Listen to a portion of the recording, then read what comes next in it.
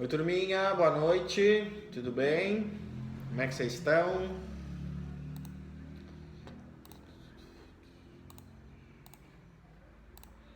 Enquanto os colegas vão chegando, o prof já vai aproveitar aqui para fazer a chamada. Bruno, Eduarda, Gabriele, Luana,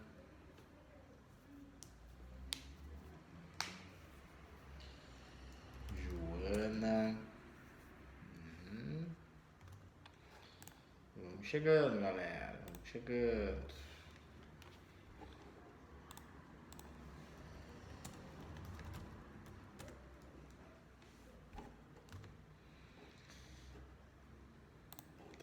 Muito bem. Marcos ainda não, Matheus, Érica, Nicole. O Marcos está entrando agora.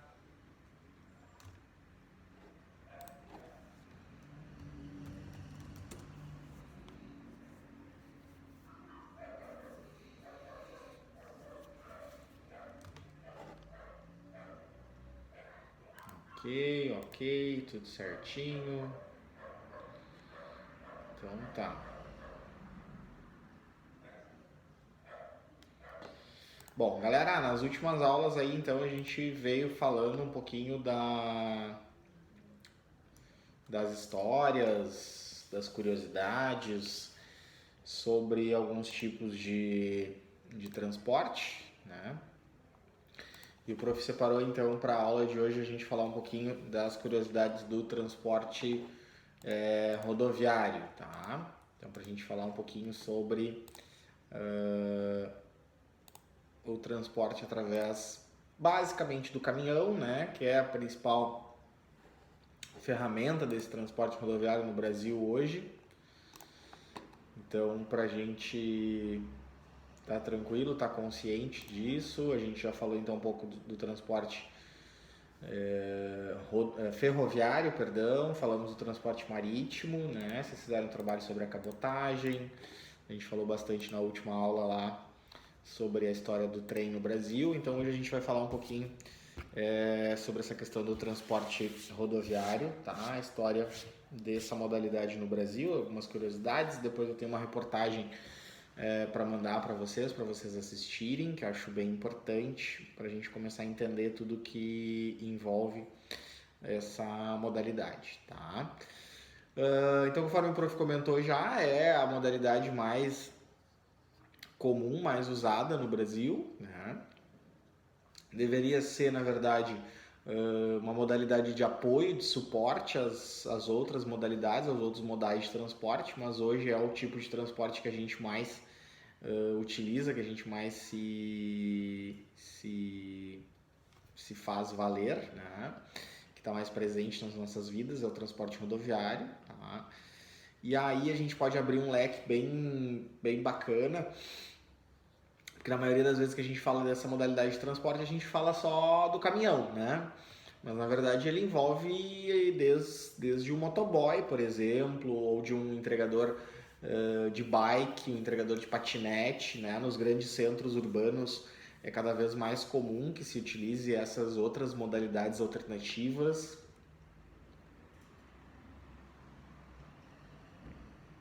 Um pouco por questão ambiental, um pouco por questão até de velocidade de entrega também, né, gente?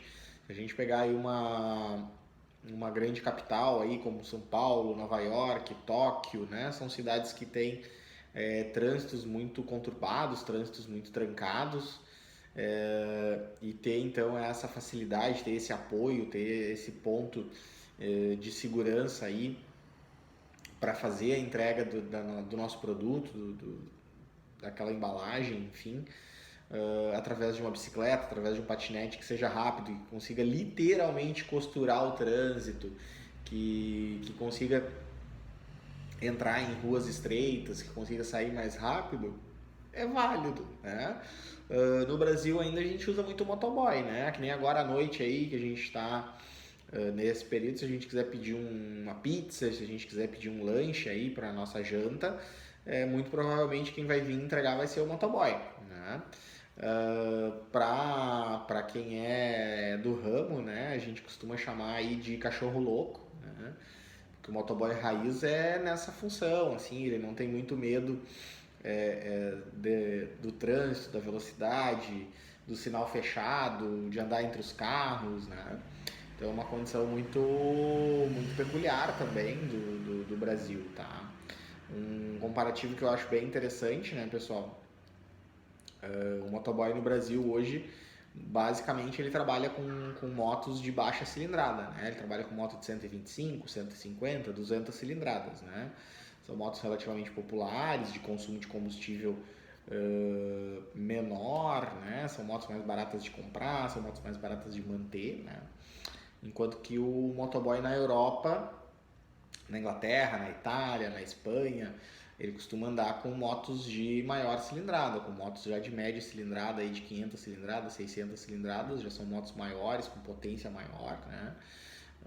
Envolve muito um critério de segurança, de longas distâncias, que lá se preza e lá se remunera melhor também, né? Então isso também é muito importante. Eu acho interessante às vezes a gente fazer essa análise, né? Hoje quando a gente pede, por exemplo, em Montenegro, um lanche, uma pizza, um pastel, alguma coisa assim que o motoboy vai entregar, depende muito do bairro onde a gente mora, para o bairro onde a gente está fazendo a solicitação, mas raramente a gente paga mais do que R$ 10 pela entrega, né? Pelo frete, né? Pela entrega lá pelo motoboy. E aí se a gente for calcular todo o risco que está envolvido, toda a situação, todo o custo de manutenção do veículo, combustível, né? O próprio salário do motoboy, que teoricamente sai dessa remuneração,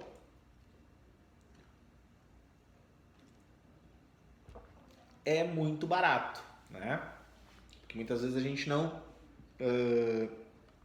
pega o nosso carro, não pega a nossa moto para ir buscar, justamente por optar em permanecer no conforto do lar, porque julga que aqueles R$ 5, R$ 7 pelaquela entrega é um valor baixo e que não compensa a gente tirar o nosso veículo de casa, da inércia em casa, e ir para a rua, correr o risco de um acidente, correr o risco de ser assaltado, gastar combustível, manutenção do veículo, enfim, para ir buscar esse lanche. Então a gente paga. Se a gente considerar que a gente está pagando esse valor, significa que alguém está recebendo. Se a gente considera que é baixo, significa que a gente está remunerando baixamente, né? Nem sei se existe esse termo, né? Mas que a gente está remunerando pouco, que é pouca remuneração para aquele profissional, tá? Óbvio, né, meus queridos, que se a gente fizer uma somatória do quanto que o motoboy fatura numa noite, do quanto que o motoboy fatura num dia de trabalho, num mês de trabalho, a gente poderá chegar assim num valor relativamente interessante para um salário, né? Mas volto a dizer, a gente precisa considerar dentro desse salário uma manutenção do veículo, combustível, troca do veículo, né, desgaste do veículo, né, perda de valor do veículo. A gente tem que considerar que normalmente o motoboy ele é um profissional autônomo, então ele não recebe 13º, ele não recebe férias, ele não recebe fundo de garantia, ele não tem seguro-desemprego. Muito motoboy é tão autônomo que não paga nem uma previdência social, então, né, não vai ter direito a uma aposentadoria digna no futuro. Então são situações de que abrangem esse tipo de remuneração e que fazem parte de um contexto social que a gente precisa entender, compreender no Brasil de hoje, tá? No Brasil de hoje não comporta realmente a gente ter um motoboy andando numa moto de maior cilindrada, que vai ter um consumo de combustível maior, que vai ter uma manutenção mais cara, porque ele não vai conseguir comprar arroz, né? Já que o arroz está pela hora da morte aí, ele não vai conseguir comprar arroz para se sustentar, para comer, para levar para dentro de casa, para manter a família. Então esse preceito é interessante, tá? E aí, meus queridos, se a gente fizer uma linha de raciocínio para a sequência, né? Se a gente sair do motoboy, pegar uma pequena empresa ou um próprio autônomo, entregador, que faz frete, que usa uma caminhonete, que usa um caminhãozinho de pequeno porte, que usa um veículo dito pequeno, né? Ele também por vezes acaba não tendo uma alta remuneração, uma remuneração digna dentro daquilo que se espera. É proporcional ao tamanho do veículo, é proporcional à quantidade de carga que ele consegue levar e por aí vai.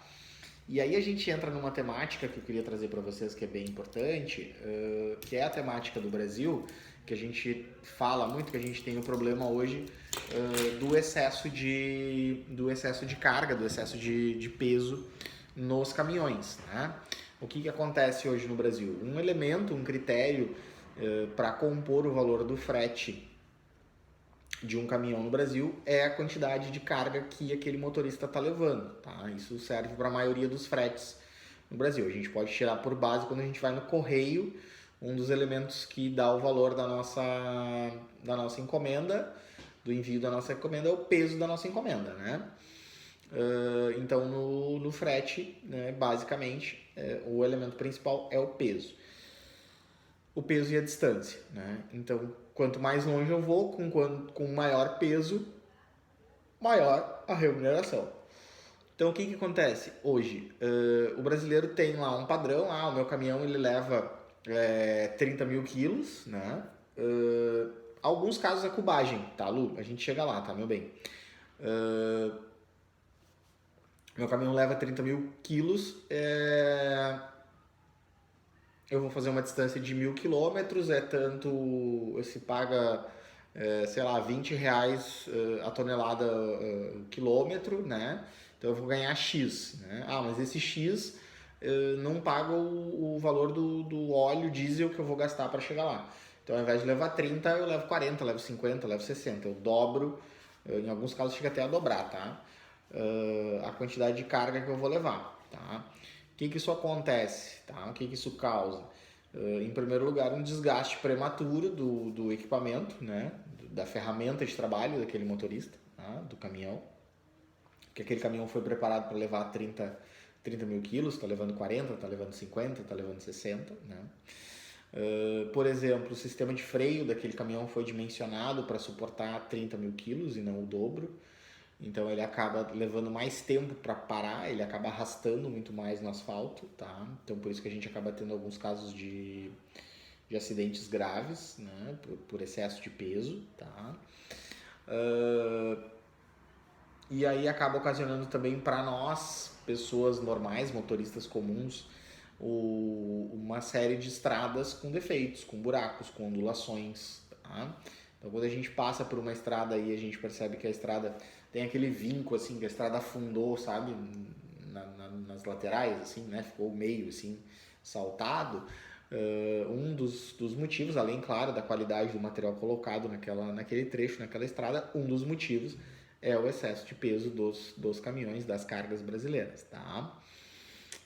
A cubagem, né? A cubagem é o cálculo do metro cúbico transportado, né, Luandra?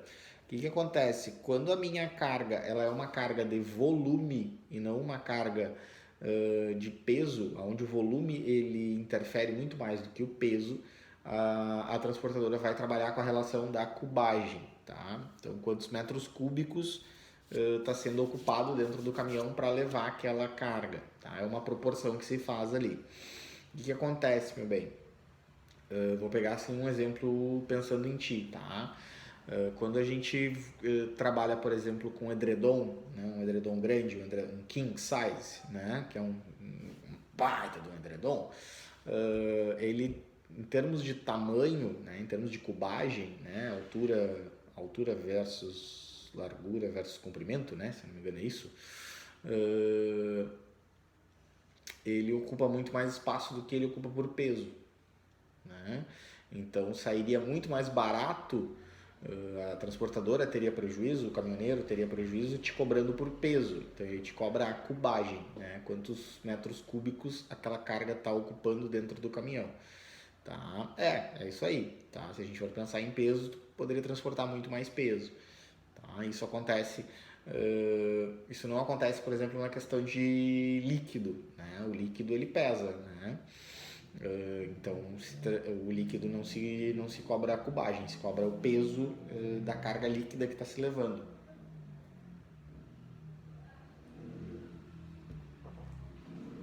Então tem aí uma série de ferramentas, estratégias que podem ser utilizadas, né? Por exemplo, o Bruno trabalha na John Deere, né? O trator pronto, claro, ele vai ter um peso considerável, né? Mas daqui a pouco a transportadora não cobra da John Deere ou do concessionário ou do produtor rural, não cobra por peso e não cobra por cubagem, cobra um valor fixo pelo modelo do trator, pelo tipo do trator, né? E aí considerando a distância que vai ser percorrida, dificuldade de entrega, N fatores, tá? É uma situação que acontece, por exemplo, com o transporte de veículos, né, de carros, tá? As transportadoras cobram um valor fixo de frete para o Rio Grande do Sul, um valor fixo de frete para Santa Catarina, um valor fixo de frete para Bahia e por aí vai, tá? O que ocorre nesses elementos, tá, pessoal? É bem importante, dentro desse cálculo de valor frete, as transportadoras calculam, por exemplo, qual é o risco de assalto, né? Qual é o risco de roubo, de furto da carga, do caminhão, tá?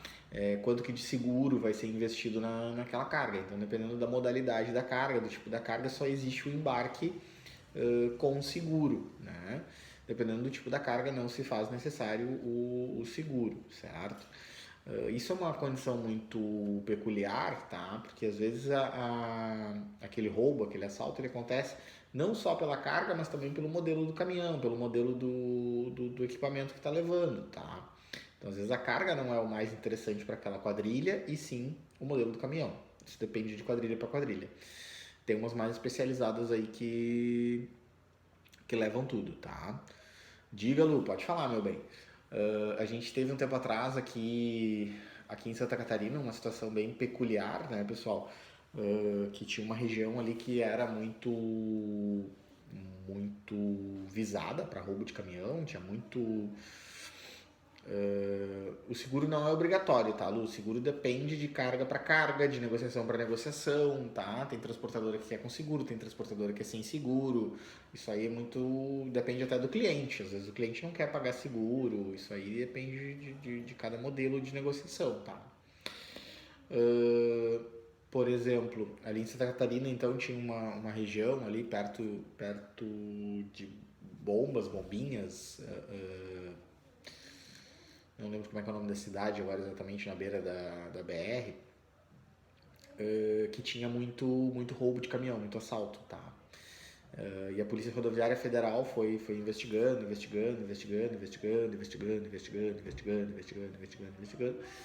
e descobriu que na verdade não tinha assalto nenhum, tá?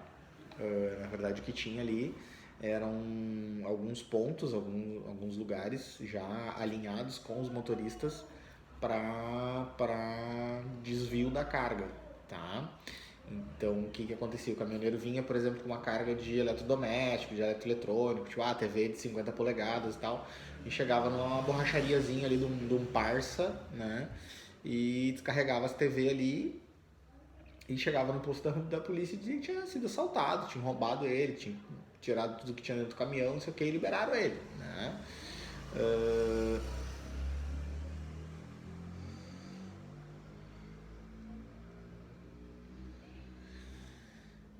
Jô, calma, uma coisa de cada vez, tá, amadinha? Respira, tá? O que tu tá trazendo, Jô, é uma situação de pessoa física, tá? O que a gente tá falando aqui é uma situação de pessoa jurídica, tá? Então, de empresa para empresa, certo? O Código de Defesa do Consumidor, ele trata muito da situação pessoa física, tá? Então, sim, se eu entrar na loja virtual lá da empresa que a Joana trabalha e fizer a compra de um produto lá, sim, existe essa codificação, existe essa defesa em relação ao consumidor, tá? Que eu devo receber o produto íntegro, certo? Agora, se eu compro. Não, meu bem, se eu compro de empresa para empresa, de CNPJ para CNPJ, existe uma definição se o frete é CIF ou se o frete é FOB, tá? A gente vai estudar essas situações de frete CIF e FOB mais para frente, tá? Mas um modelo define que o embarcador é o responsável pela carga e outro modelo define que o comprador é o responsável pela carga. Então, se o frete é FOB e eu sou o comprador e eu sou o responsável pela carga e eu defini que a minha carga não tem seguro, o problema é meu, tá? Essa é a definição. Isso precisa estar descrito na proposta, por exemplo, tá? Isso é bem importante.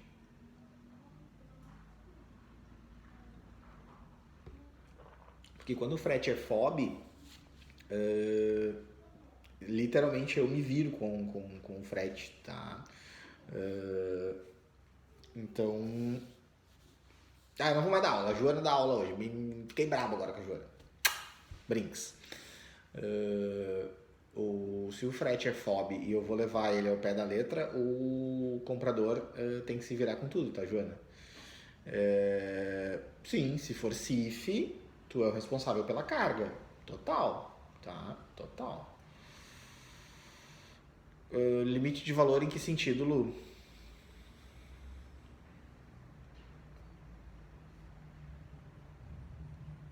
Não tem limite de valor no frete, tá? Existe uma tabela de frete muito discutida, tá? Muito discutida a tabela de frete. A gente vai falar sobre isso nas aulas, tá, galera? Alguns transportadores, principalmente transportadores autônomos, eles batem muito na tecla da tabela de frete, tá? Eu particularmente acho que a tabela ela é perigosa, tá? Porque na verdade a tabela, ela teoricamente, ela te diz um mínimo, né? O mínimo viável para esse produto, para essa rota, para essa situação, é esse valor de frete, tá? Mas o que vai acontecer, que já acontece no Brasil, é um bendito leilão de frete, tá? Por quê, tá, gente? Em alguns períodos, em alguns momentos, em algumas modelagens de negócio, a gente tem mais caminhão do que frete, tá? Então sobra caminhão. E ao sobrar caminhão, o que acontece?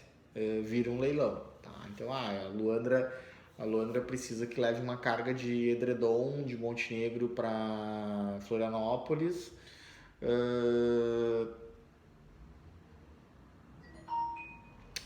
De Montenegro para Florianópolis, e ela oferta lá R$8.000 por esse frete, né? Ela lança lá R$8.000 por esse frete. Ela começa a procurar, a cotação dela é 8.000, entendeu? Ela paga até 8.000. E a tabela de frete diz que é isso aí, que o mínimo seria 8.000. Aí chega a Joana lá e faz por 7.500, chega o Bruno e faz por 7.400, chega a Gabi e faz por 7.300 e eu chego lá e faço por 6.000. Com quem que ela vai fazer? Ela vai fazer comigo por 6.000. Né? Então, assim, daqui a pouco ela não está avaliando o estado de conservação do caminhão, o tempo de descanso do motorista, ela não está avaliando porcaria nenhuma. Ela quer saber do 6.000. Em vez de gastar 8, ela vai gastar 6, vai economizar 2 e mete o pé, tá? O resumo básico é esse, tá, Jô?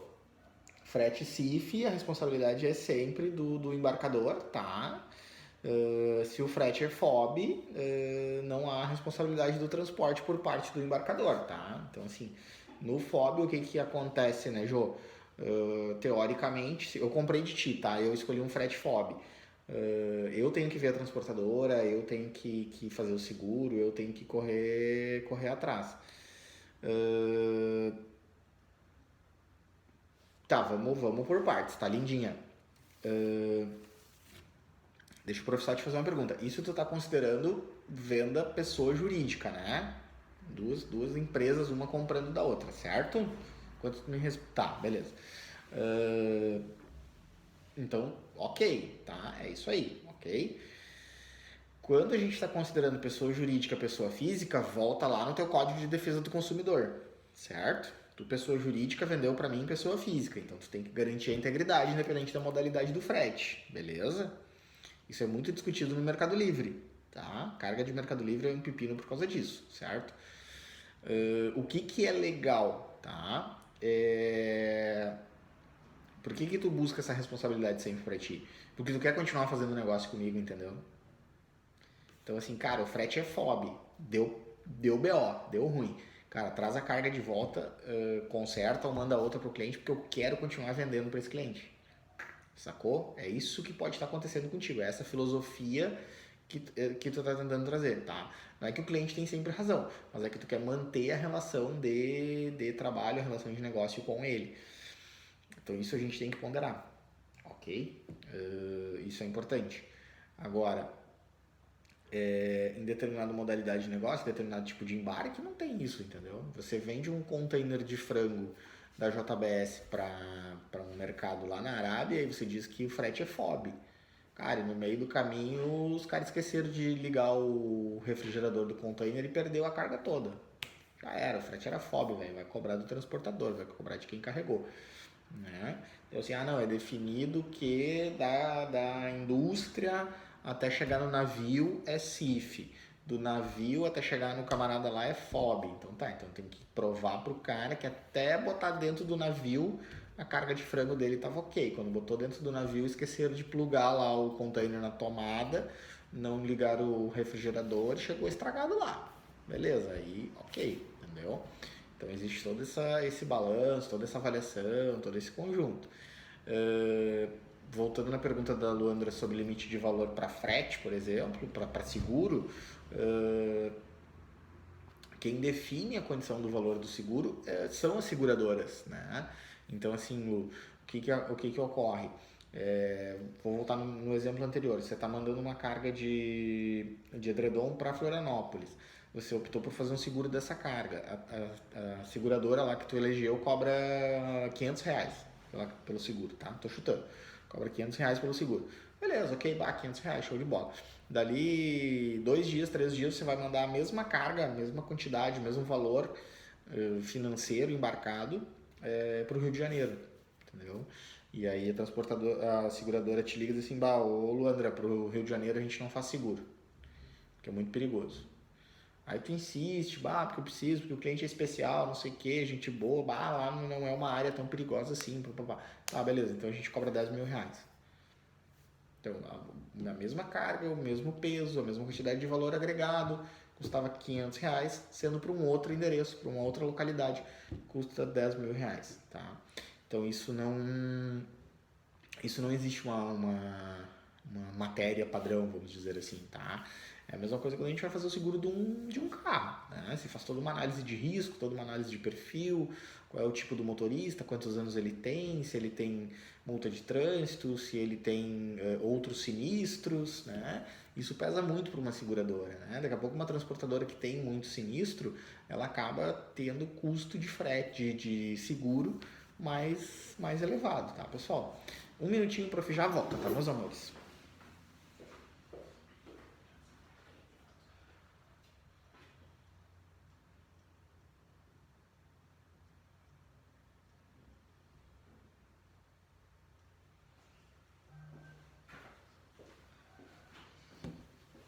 Voltei.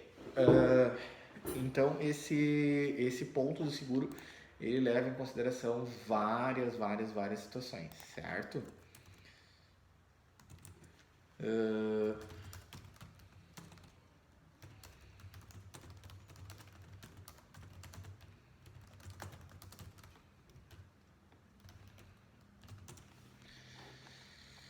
Tá. Entendido, galerinha, a questão do seguro? Dúvidas? Marquinhos, tudo bem? Tudo certo? Tudo tranquilo? Sim? Tá. Não? Diga aí, Brunão. Não entendeu ou não tem dúvida? Ou não entendeu e tem dúvida? Fiquei na dúvida.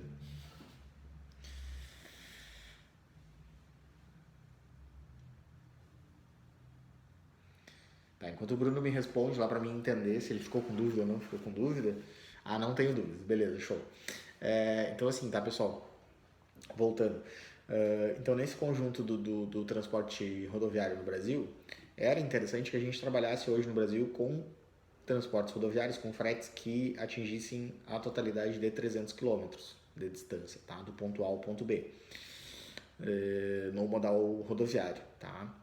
Então, assim, a partir de 300 km, a gente começa a ter que buscar outras alternativas, né? O ideal seria o ferroviário, seria o transporte fluvial.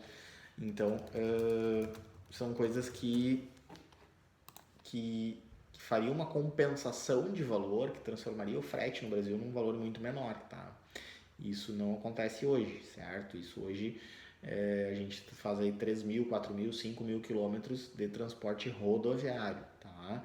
É muito comum a gente encontrar anúncios, por exemplo, no Cine, aqui em Montenegro, né, de transportadoras contratando motorista para ficar 30 dias, para ficar 45 dias, para ficar 60 dias fora de casa. Isso significa que ele vai fazer viagens de longa distância, né? Que ele vai fazer uma descarga, já vai fazer uma carga e vai para outro lugar e assim sucessivamente, né? A gente tem, por exemplo, situações no Brasil que são muito, para mim, são muito estranhas, são muito loucas, mas a gente transporta carga para o Chile, a gente transporta carga para a Argentina, e são cargas que não saem necessariamente do Rio Grande do Sul para diminuir a distância, entende? São cargas que caminham longas distâncias de caminhão para chegar lá, tá? E isso acarreta hoje, por exemplo, no Brasil, uma situação peculiar que é o cara trabalhar muitas horas, né? Muitas horas. O caminhoneiro brasileiro hoje trabalha aí 12 horas, 14 horas, 20 horas, 24 horas, 36 horas direto, né? sem repouso adequado, tá? 2017, 2016, 2017, a gente teve uma discussão grande, a gente teve uma criação de uma lei do caminhoneiro, né? Mas na verdade foi uma lei para dizer aquilo que a lei já dizia, né? Porque hoje na CLT está descrito lá que a jornada de trabalho é de 8 horas, não podendo passar de 2 horas extras, tá? Então e tem que ter um intervalo entre jornadas de 11 horas, tem que ter um descanso mínimo, 2 horas de intervalo para almoço, aquela coisa toda que a gente conhece da CLT, que a gente já viu. O que ocorre? Né? O caminhoneiro não segue essa regra. Ele tem carteira assinada na maioria das grandes transportadoras do Brasil, mas ele parece que não é um trabalhador normal, entende? Então ele passou a ter essas situações. Vou fazer um parênteses com vocês que me surgiu agora, que eu lembrei alguns dias atrás. Jogador de futebol, né? Jogador de futebol profissional também tem carteira de trabalho assinada, registrada com os clubes, com o Grêmio, com o Inter, com o Palmeiras, com o São Paulo.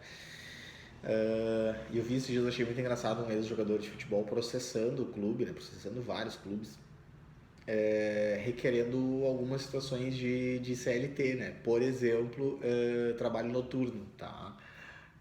Porque quando tem jogo, depois das 10 da noite, ele queria ganhar adicional noturno, né? E aí, graças a Deus, lá no Supremo Tribunal Federal, os caras colocaram como uma profissão diferenciada, né? Com salário diferenciado, com remunerações diferenciadas e tal, e que não se compara ao regramento da CLT. Então, que eles teriam carteira de trabalho assinada apenas para fins de comprovação de vínculo trabalhista, no sentido de fundo de garantia, 13º, férias e aposentadoria lá, e INSS, né? Como se o jogador fosse se aposentar no INSS. Mas eu achei muito bizarro, tá ligado? O cara querendo horas de concentração, que ele ficava tipo, à disposição do clube, não sei o quê, e que ele tava trabalhando pelo clube desde o momento que ele embarcava no ônibus para ir pro jogo. Assim, uma função, assim, uma coisa muito bizarra, assim. Não dá pra acreditar que tem advogado que ainda entra nessas paranoias, mas beleza. Então o caminhoneiro tem muito isso, tá? O caminhoneiro no Brasil acaba não tendo esses direitos preservados, acaba não tendo esses direitos levados a sério, né? Se criou uma legislação específica para isso, continuou não sendo levado a sério, tá?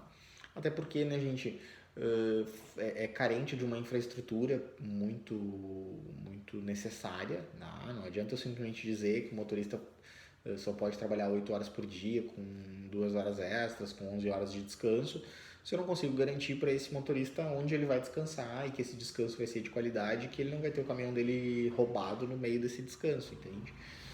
Então isso é um problema bem pontual de Brasil, bem evidente de Brasil. Não adianta dizer que a lei existe, agora vocês se virem com a lei, tá? Mas, claro, em alguns casos a Polícia Rodoviária Federal, as polícias rodoviárias estaduais abordam os caminhoneiros e cobram ali através do tacógrafo quantas horas eles estão rodando. Alguns são autuados, alguns são obrigados a ficar presos lá no posto da Polícia Rodoviária, presos no sentido de não poder sair de lá, né? Até cumprir aquele tempo de descanso. Então são coisas que permeiam essa profissão, né? E que é uma profissão desafiadora, é uma profissão que às vezes passa por períodos de escassez, né, de profissionais, e em outras vezes passa por um período de abundância profissional, que é uma situação que a gente está vivendo agora no Brasil, né? Existe uma abundância de caminhões rodando na estrada, existe um excesso de caminhões na estrada, o que acaba defasando muito o valor do frete em relação aos custos da operação, tá? Então, particularmente o prof gosta muito da profissão, do profissional, admira o profissional, né? Não tem ninguém na família que seja motorista de caminhão, mas admiro aqueles que são por amor, que gostam, né? Assisto alguns vídeos no YouTube, sigo alguns caminhoneiros no YouTube, acho bem bacana a rotina de alguns ali, da forma como eles se expressam, né? E percebo que a gente precisa evoluir muito nesse sentido no Brasil, tá? A gente teve durante os governos militares lá na década de 60, 70 um investimento muito forte de infraestrutura no Brasil nesse leque, tá?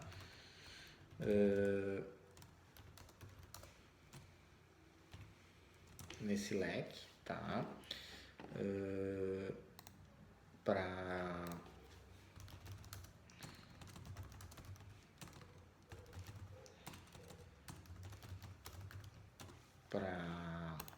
a gente entender, né? Isso é importante, certo? Como eu disse para vocês numa aula passada, por exemplo, a gente teve lá na década de 60 o início da Transamazônica, né? Dos estudos da Transamazônica, começou lá o desenvolvimento da estrada, começou a se cortar a Amazônia no meio e até hoje a estrada não está pronta, né? E os caminhoneiros precisam enfrentar, precisam transportar cargas por lá e atola e passa dias, meses, semanas atolado lá na época de chuva e não consegue sair de lá. É uma bagunça, uma balbúrdia, uma loucura esse país, mas faz parte do jogo, certo?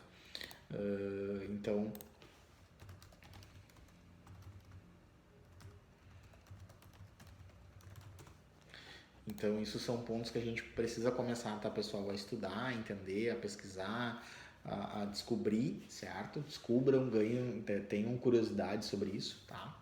Sejam curiosos sobre isso. Eu sei que no caso da Luandra, acho que é o teu pai, né, Lu, que é motorista, né? Então já tem a proximidade com essa profissão dentro de casa, né, na família e tudo mais. Então, se vocês tiverem, por favor, explorem isso, descubram, sejam curiosos, entendam um pouco mais sobre o meio, tá, galera? Para concluir, eu quero contar para vocês um fato que eu acho bem relevante, tá? Montenegro é uma cidade que está dentro da rota do assalto, né? Do assalto ao caminhoneiro, tá? Do roubo de carga, tá? No Rio Grande do Sul. Por quê, tá, gente? Porque a região do Vale do Caí, a região do entorno de Montenegro, ela é muito peculiar. Ou os assaltos começam aqui na nossa região, ou eles terminam aqui na nossa região, tá? Muitos têm terminado aqui na nossa região, certo? A gente tem uma historinha muito peculiar da inauguração do Magazine Luiza aqui em Montenegro, né? Que dias antes da inauguração, um caminhão que estava vindo para cá, carregado com eletroeletrônicos, com eletrodomésticos, foi assaltado aqui em Portão, né? Então parece que os caras sabiam, né? Aquele caminhãozinho ali, ó, tá levando TV, computador, smartphone, enfim, produtos de alto valor agregado. E os caras roubam, tá? Então, assim, é muito comum, às vezes, o caminhoneiro na beirada de estrada, aí num posto de combustível, em algum lugar. O que você tá levando aí no teu caminhão? Tô levando papel higiênico, entendeu? Tô levando produto que não agrega valor, tô levando produto que ninguém quer roubar, tá? Já para evitar esse tipo de problema, né? O caminhoneiro, ele esconde a nota fiscal, ele é bem cestroso quanto a isso, para não para não levar esse problema para dentro da sua casa, para dentro da sua família, tá, meus queridos? Eu vou encaminhar para vocês ali no grupo um link de uma reportagem do Domingo Espetacular, se eu não me engano, que faz um resumão sobre a profissão, que conta um pouco do dia a dia da profissão, tá? Para vocês terem esse start, essa pegada aí, tá? E a gente encerra o conteúdo da semana, tá? Semana que vem, segunda-feira, a gente volta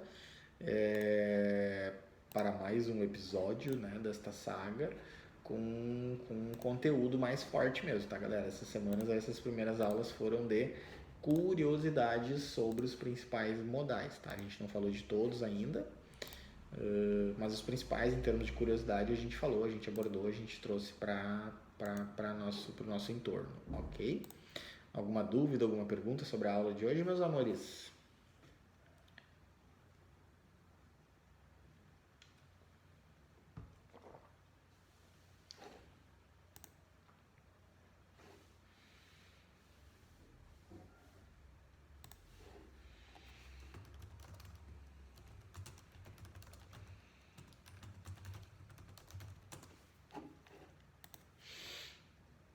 Então tá, beleza, galerinha? Nos vemos então segunda. Bom final de semana para vocês. Aproveitem o domingo de feriado, farroupilha, tá? Se for fazer churrasco, me chama. Beijo, beijo. Até mais.